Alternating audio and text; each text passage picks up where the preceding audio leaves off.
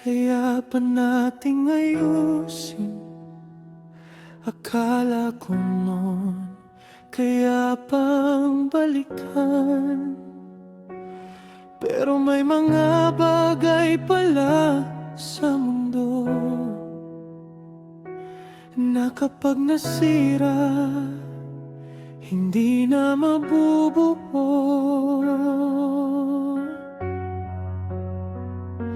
Naalala ko pa ang unang ngiti, mga pangakong tila walang hanggan, mga kamay na sabay nating hinawakan habang nangangarap sa ilalim ng buwan.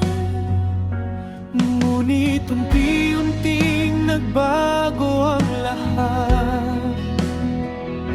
Mga salitang dati puno ng lambing, na puno ng sigaw at mga luha, hanggang sa puso'y tuluyang napagod. Sinubukan kong ipikit ang mata at magkunwaring kaya pa.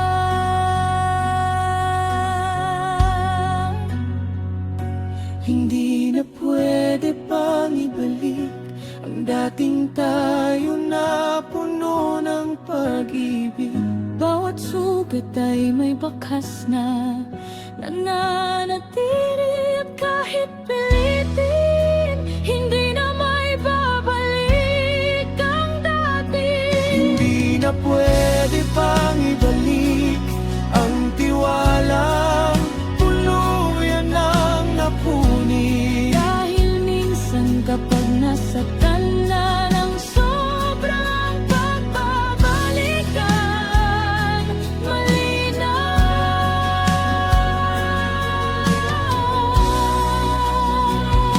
Marami mang gabi na gusto kitang tawagan, sabihing subukan pa nating muli. Pero alam kong sa bawat pagbabalik, mas lalo lang tayong masasaktan muli. hindi sapat ang alaala para ayusin ang wasak na tiwala.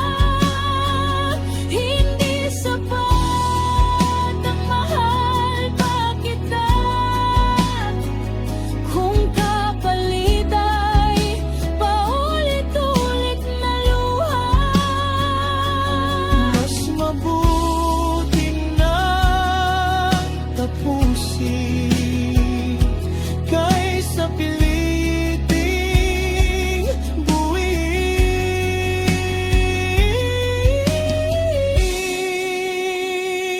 Hindi na pwede pang ibalik ang dating yakap na puno ng init, ang mga halik na may Kasamang pangako ngayon ay naalan na lang sa puso.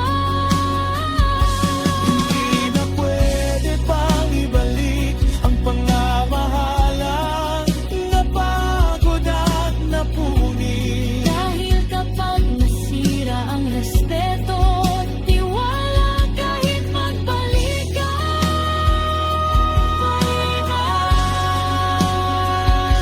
Hindi lahat ng mahal mo ay para sa'yo.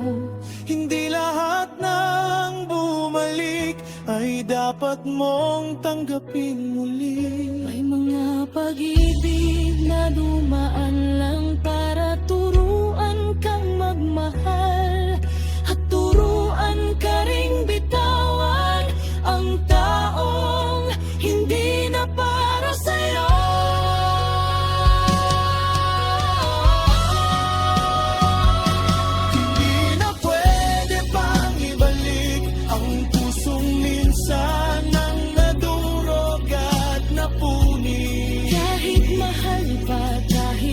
sakit pa. May mga bagay na hindi na tama. Hindi na pwede pang ibalik ang dating nating paglalambingan. Dahil ang pag-ibig na paulit-ulit na nasasaktan. Hindi na pag-ibig, kundi sugat. Salamat sa minsang tayo. Salamat sa aral na natutunan ko. Mahal pa rin kita, pero hanggang dito na lang.